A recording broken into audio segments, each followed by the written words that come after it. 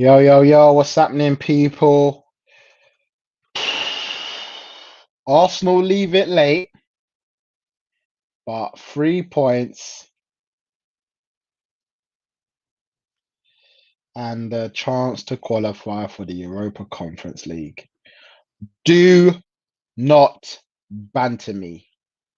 Do not banter me, Arsenal. I beg you. This is your match review.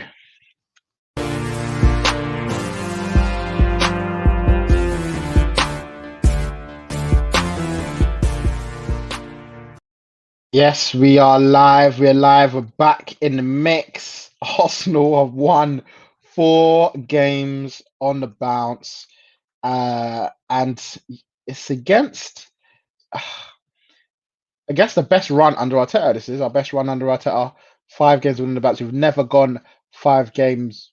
Sorry, we could go 5 games on the bounce. We've never gone 5 games, or we've never gone 4 games.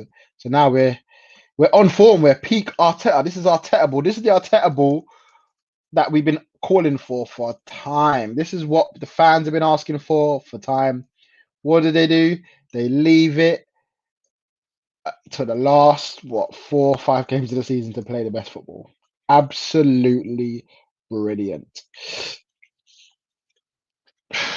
Guys, get in the comments. Let me know what you thought about the game. I mean, I don't even know how to feel. Should I be happy? Should I be happy that we won? Should I be happy that we've beaten Crystal Palace away and we're on a good run of form? Because why now? Why is it all happening now? I get that you just here to win your games and you just want to win your games, but why now? Why performances this good right now? Why, man? Why? Big up Wilson. Big up Wilson in the chat. Big up Wilson in the chat. All right. Let's dissect it. We'll go with the lineup. Slightly different to what I went for. He went with Aubameyang up top, Pepe and Saka went wide, and Smith-Rowe in the 10. And then Gabriel played instead of Mari. Apart from that, it's pretty much spot on in terms of El Neni and Partey in the middle. Pivot, Tierney, Chambers wide. I guess in theory it doesn't really matter. We won the game. I guess we won the game. So you just got to take the 3 points as it comes. No guarantees that anything will happen from this. No guarantees we'll win the game, but we'll get anywhere where we want to get. But we're there or thereabouts, as they love to say. So interesting. I guess I predicted 2-0, so therefore it becomes the same result as I assumed it would be. Crystal Palace. It was Crystal Palace 1, Arsenal 3. So I guess there or thereabouts in terms of the result. I thought Arsenal would put in a performance today. In the end, we have game of 2 halves, maybe a few quarters in there. I don't know. What do you lot think? Big win. Wilson's in the chat. Big up Wilson for coming on and joining me here. Yeah, I agree with that. We do perform when the pressure's off. When the pressure's off, no pressure, go out and do your job. Looks like we get the job done. But when the pressure was on, you needed 1 goal to beat Villarreal. It weren't on, and I'm going to be on their necks for that. We can't let them off for that. Poor performance. This should be the form going into the final, going into the big game against Man United next week.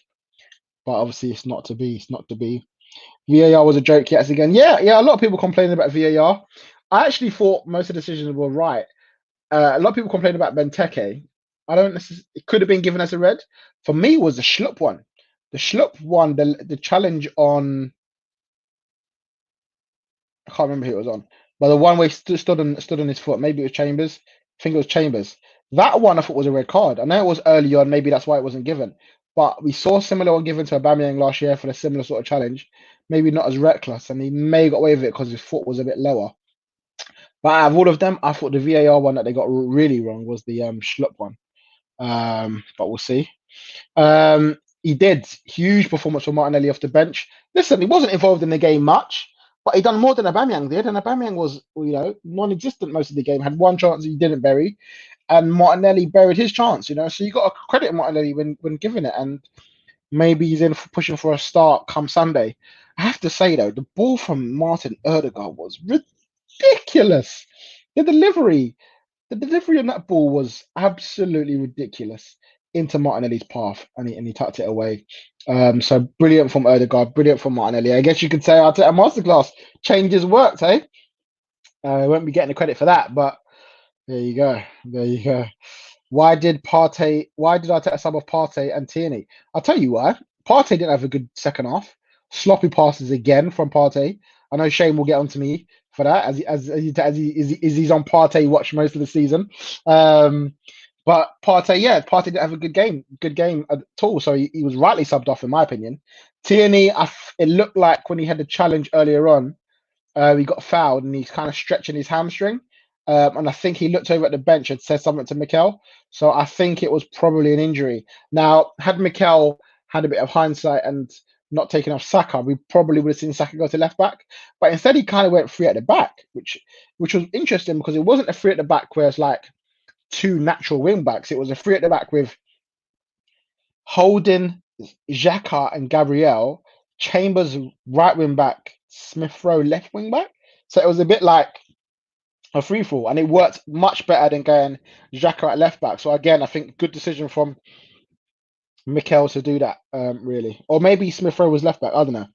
It went something like that. I had a feeling Arsenal would beat Palace. Yeah, I did before the game, but trust me, in about the 81st minute, I started to give up personally. But yeah, it got there. We got there in the end. We got there in the end. So all good on that. Shane says, how did Arsenal play? Didn't watch the game. Played well, especially in the first half. I thought we controlled the game quite well. We didn't create a lot of chances, which frustrated me. It's probably the only thing that I would have said as a hindrance. I wanted us to create more chances, have a few more shots. We had 6 shots, 3 on target.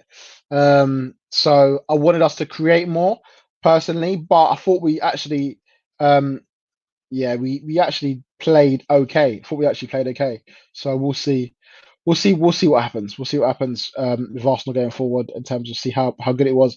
I think our XG was 1.86. Palace was 1.15. So I think overall we deserve to win. But I wouldn't say we completely controlled the whole game for 90 minutes. Let's keep the same energy. Kroenke out all day. Arteta out. Is that you, Wilson? Arteta out.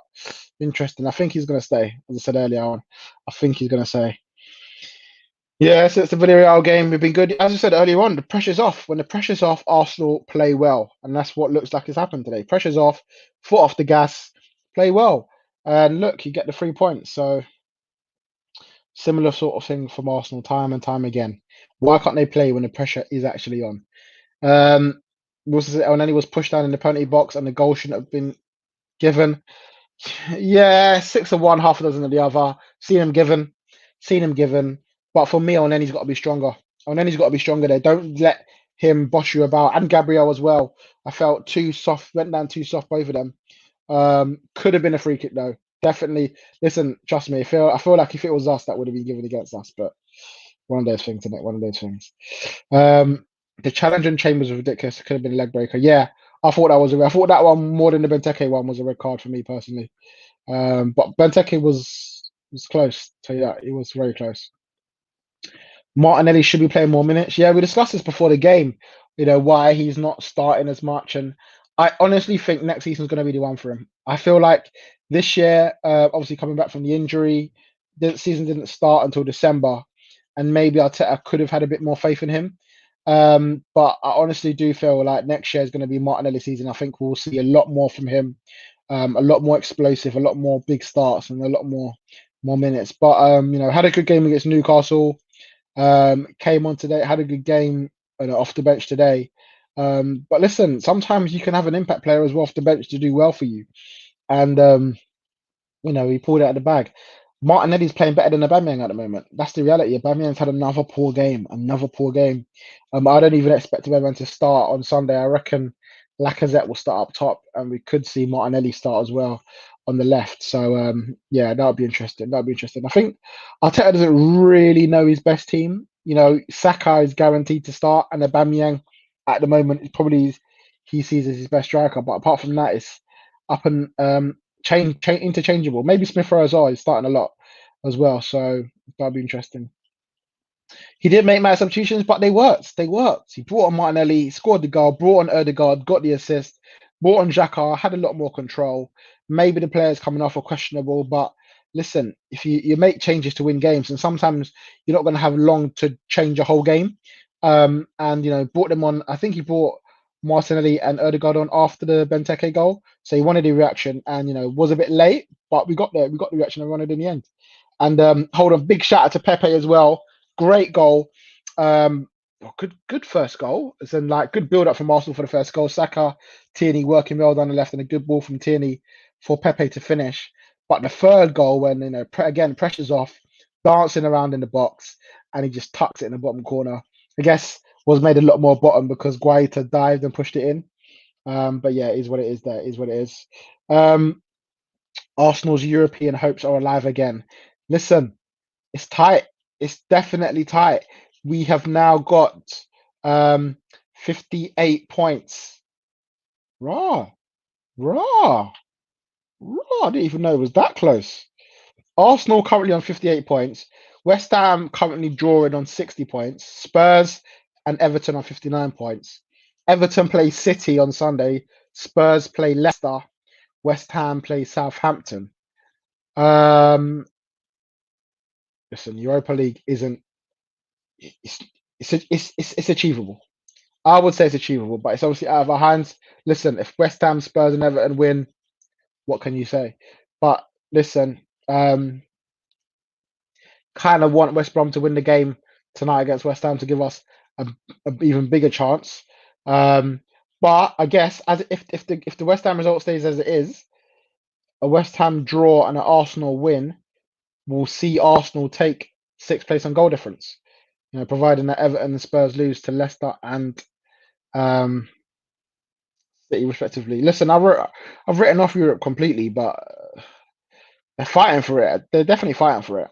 I mean, they don't want to ruin the Arsenal record, but I just don't want to be in this damn Conference League. I do not want to be in this damn Conference League. Um, anyway, yeah. So um, to be honest, you feel bad for Party. Shane says should have stayed at Atletico Madrid and could have had a La Liga medal. Maybe, but but maybe he was holding him back. Maybe he was holding him back, and him leaving freed him up to go and take a La Liga medal. You never know. You never know. Do I want the Europa League, or am I not sick of playing in Europa League? Personally, I would like a year off from Europe. Obviously, if you give me Champions League, I would take it, but I definitely do not want Conference League. Europa,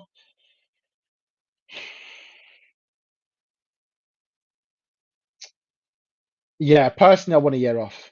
Europa, we've been in it for 4 years now, I think, and we've not won it. You know, we got to one final, lost in two semi-finals now. It's just a long slog to potentially win something, and again, it doesn't really get that serious until like the quarters and semis. So it's like it's good opportunities for the squad players, but you know, not for me. And again, if we get into the Conference League, I don't want to see anyone even traveling, and then the big boys traveling. Just like play the kids, play the second strings. The Conference League, it's not even Europa League. So yeah, yeah, that's my opinion anyway on it. Pepe was good and scored two brilliant goals. Yeah, he was. He was excellent, excellent game. Yeah, non-existent from Aubameyang again. His movement wasn't great. One chance he had, he should have scored. He didn't. Caught it all wrong, like all wrong. Went with the outside of his foot and made the wrong decision. Big up, Erhan. What are you talking about? I thought you was a gooner. I thought earlier on, a couple of hours ago, you told me you was a gooner. Don't tell me that. Oh, now we're finishing above us. Isn't it us together? In it? Aren't we in this together? Both of us are here, and we're going for it. So you're in it with us, Earhan. Don't try and deny it. Both of us fighting out for Europa League place. So big up Earhan in the chat as well. Shane says, "Do you think Erdegaard wants to stay at Arsenal?" Um, I think he likes the team. Like I'm not getting bad vibes from him, even if you look on like the YouTube and stuff like that. He looks like he's enjoying himself with the team. But I think his ambition should be higher than Arsenal, really. If I was him, I'd not want to just get boxed into staying at Arsenal. Listen, I don't think Zidane liked him that very much. Didn't really play him when he had him at all. Um, but obviously Zidane's leaving at the end of the season, so could be a chance for Allegri to take him in. But if I was Arsenal, I'd do everything I can to sign him because I think he's a brilliant player personally. Yeah, so that's where I stand on it. It is worrying that Arteta does not know what his best team is. No wonder he makes so many changes. It's baffling. Yeah, he doesn't. But have the players prove that they are, in his best team? Saka, yes. Smith-Rowe, yes. Pepe has been very much some time, actually, although he's had a great end to the season. Martinelli's had a good end to the season. Aubameyang hasn't. Lacazette has been good when he's played under Mikel. So Odegaard's been good at times. So not all the time the players have proved it. He gave Chambers his chance. Chambers had a decent game again today. So yeah, he doesn't know what his best team is, but it's because listen, if Arsenal were winning week in week out, I'm sure he'd know his best team. But because they before this run have been a bit sometime-ish, he hasn't been able to choose his best team. But interesting, I think he knows now Willian is not in his best team. Willian can't even get a start. In fact, I don't know where the last time Willian actually started a game. Was it Newcastle? I think it was Newcastle. Erhan, no disrespect. However, Kane deserves better than Spurs. Yes, I agree with Shane. Kane needs to go. Lost again Spurs today, and surely now, that's it for Harry Kane. At White Hart Lane, surely he's going to leave the club and on to pastures new. Maybe even a Man City. Maybe even a Man City. Shame us Tottenham fans deserves better than Spurs at the moment. Yeah, that's true. That's true. But listen, if you sell Harry Kane, you need to start going in for the big boys as much as you possibly can, whoever they may be. Whether it be whisper it, Mbappe, Haaland, the big boys. Guys, make sure you smash that like button. Those of you that are in the chat, and subscribe to Neeks Sports. If you are new around here, if it's the first time you're tuning in, hit that subscribe button and hit that like button for me as well, please. No, Wilson, I don't want to be a Conference League at all. It's not what I would like at all. Air hands, fair enough. Spurs are awful. I can't disagree with that right now. Spurs are awful, and they're on a bad. Well, I said they're on a bad one. They sort of win every other game. But I think what is shown, unfortunately, because I would like to see it happen, and even though it was unlikely, that Ryan Mason probably won't be in the Spurs seat next season. These are the games he needs to win to get into that position. So yeah. Neeks is in the chat saying you have Conference Leagues, and Neeks, I don't even think you know what that was. You are riding high in a Champions League position, Europa League final. You shouldn't even be looking down that far on the table. You should be focusing on yourselves and where you are. That's what I'd say to that. And I'm a gooner until you win more than 3 in a row. Yeah, we're 4 in a row now, so gonna make it. Well, could make it 5 on Sunday against Brighton. Brighton that is without Tarek Lamptey, Danny Welbeck, Neil Maupay, Joel Veltman, but have also beaten Man City. So who knows? Potable is what they all talk about, isn't it? Potable is what they all talk about. So we'll see what happens on Sunday. Will says, I believe that Arsenal need a massive overhaul from top to bottom. Simple as that. Yeah. There's a lot that needs to change at Arsenal in the summer. A lot needs to go. Starting from the very top, the Kroenke out each and every time. But yeah, a lot of the players need to be cleared out as well. So it'll be interesting to see. Thank you, Wilson. Appreciate it. Andre Silva is probably the most realistic Kane replacement. Andre Silva, what's he like this year? I saw some decent stats for him. Andre Silva, isn't he having a good season? Over in Frankfurt, yeah, 27 league goals in 31 games. Listen, don't turn your nose up at him. Looks like a decent player, Andre Silva. Could be something for Spurs to look out for. Good question from Zia Khalid. Then, who would you pick for your Arsenal player of the season? Um, I think you can't look past Bukayo Starboy Saka. You can't. Although he's not having the best end to the season, saying that he was great against West Brom, um, you have to give it to Saka. You know, he's pulled us out of the mud in a lot of games this season. He was probably the only player playing well in the sort of the September, October, November, December period when we were bad, terrible. He's probably the only one playing well. Listen, Smith-Rowe's running close. But you know, obviously wasn't really part of the team until about December in terms of the Premier League team. But Smith Rowe's had a great end to the season with Saka. It's a shame that we're looking to our kids, but Starboy Saka for me has been, you know, my player of the season, and that just shows what the whole team lacks, really, isn't it? If that your youngster is your player of the season, and I think he will get player of the season if we're even handing out the awards this year. Um, Yeah, so that'll be me, Bukayo Saka. Can't generally I'm trying to think and I can't think of anyone who even comes close. Yeah, as I said, Smith Rowe. Lacazette's had a good season, but not clinical week in, week out. So yeah, I'll go Bukayo Saka personally. Um Wilson's getting big for Sunday, 4-1 win against Brighton. I'll be back on Sunday for the last preview of the season, and I'll come with my predictions then. But something like that wouldn't go amiss in front of the fans on Sunday. Um, Shane says Pepe's been good this season. Pepe's had a good end to the season, I'd say. I think at the start there was still so much inconsistency with him. When he got the red card against Leeds, a lot of question marks were given about him. He missed a few, obviously three league games in that time. Although I think he always done well in the Europa League, but we wanted it in the Premier League, and we're finally getting it now towards the end of the season. So hopefully he can use this form and kick on into next season. By the way, just checked it. Next season. Next season's African Cup of Nations, isn't it? Damn. Pepe is going to be gone in January.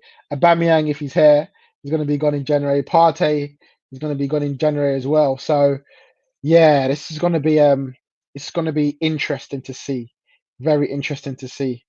Um, a lot of time to go, till then. But there's a lot can change in that time for Arsenal. So we'll see. We'll see. Um, We've just seen Liverpool have just scored to make it 2-0. Nat Phillips. So it looks like they're going to be pushing for an end of day drama, drama, um, drama filled game at the end of the season. As mad as it sounds, El Neni deserves a shout for player of the season. He's been miles better than Partey. El Neni's been good. Oh, sorry, El Neni's improved. Nowhere near player of the season. Nowhere near. It is absolutely embarrassing that Arsenal relied on kids saving their arse this season. We need to be real, Ramsey. Yeah, 100%. We've relied on it, and it's disgraceful from everyone involved at Arsenal. And yeah, I'm embarrassed. I'm embarrassed to say it, but you got to give credit where it's due. And Bukayo Saka's been brilliant, and he's ended the season very well. Listen, guys, I'm going to leave it there. Thank you all for joining. Before you leave, smash that like button for me and hit subscribe to Neeks Sports. We're live here each and every week. So yeah, thank you all for joining. Going to end with this one from Red Devil Studio saying, "I swear, if Arsenal finish above Spurs should be banned from the Premier League. It can happen. That's all I'm saying. We're now 1 point behind them. If Spurs bottle this, the banter's going to live on for a long time, considering they were league title challengers and we were down in the dumps with Fulham and Brighton and them man there. So that will be very interesting. But guys, yeah, thanks a lot. Smash that like button, and I will see you all very, very soon. Thank you for joining. One more game to go. Can Arsenal do it? Come on, you Gunners.